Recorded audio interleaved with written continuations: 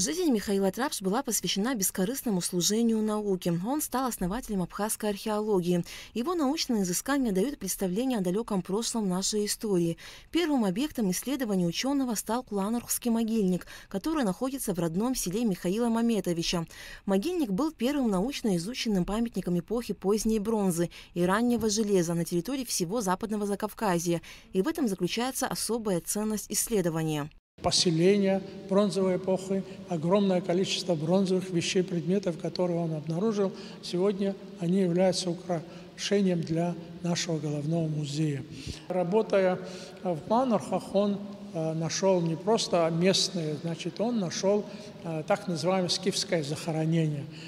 И по этому поводу была издана статья и монография.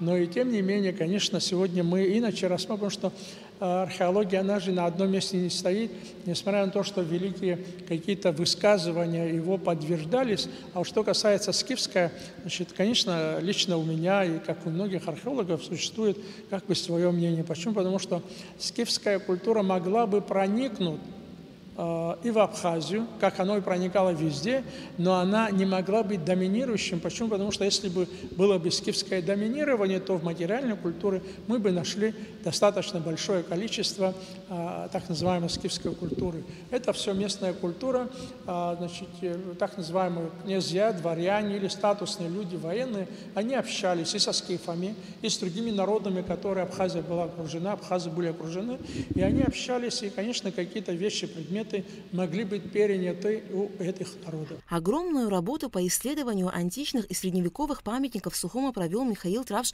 в 50-х годах прошлого столетия, когда был обнаружен богатый материал по древней и средневековой истории. В те годы совместно с ученым Каландадзе он изучал поселение и могильник на Сухумской горе, обширный могильник и поселение на холме Гуадыху.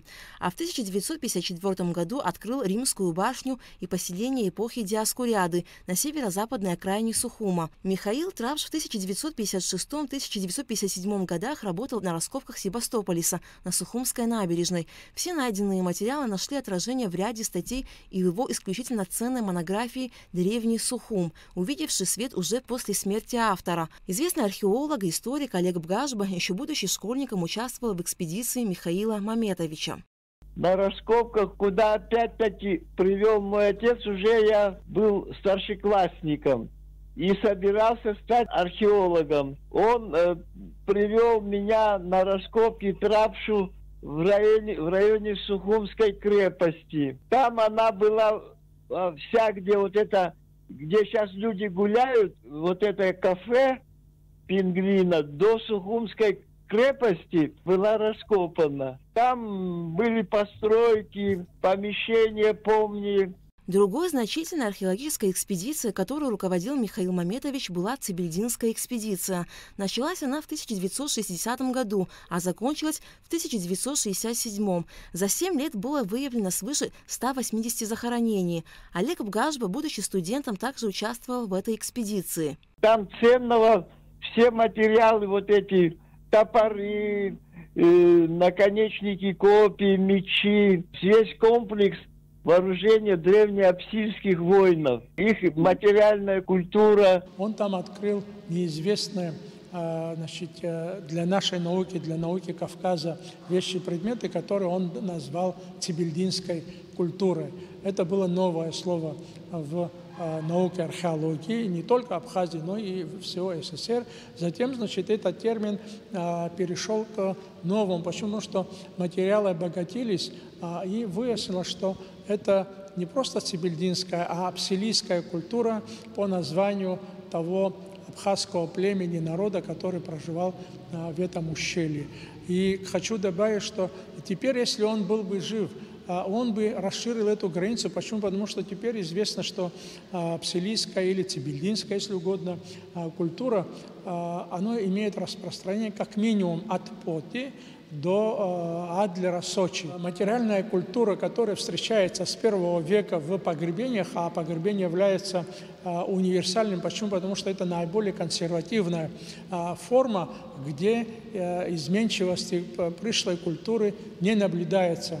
А в этом плане все предметы, вещи, которые найдены, за редким исключением, они принадлежат к одной так называемой цибельдинской или апсилийской культуры. Это означает, хочу подчеркнуть, что народы, которые проживали, фиксировались на побережье, Черноморском побережье, как Санигия, Базгия, Апсилы и Лазы, они все являлись, на мой взгляд, являются представителем одного народа, абхазского. По словам Олега Бгажева, Михаил Трапш был не только выдающимся ученым, но и человеком широкой души и неподдельной скромности. Он был очень скромный человек и очень основательный ученый. Во-первых, был трудолюбивый, очень. Основательный такой, потом внимательный, очень скрупулезный, вел этот дневник. Потом он был такой всегда спокойный, уверенный. С ним было как-то хорошо и интересно его слушать. Если что-то не то я делал, допустим,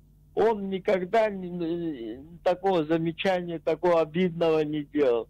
В общем, такой дружелюбный был. Михаил Маметович Трапш прожил недолгую жизнь. Умер в возрасте 51 года. Его наследие огромно и бесценно. Труды Михаила Трапш и сегодня не теряют значения и актуальности в научном и культурном мире. Алека Трапш, Рамо Камке, Абхазское телевидение.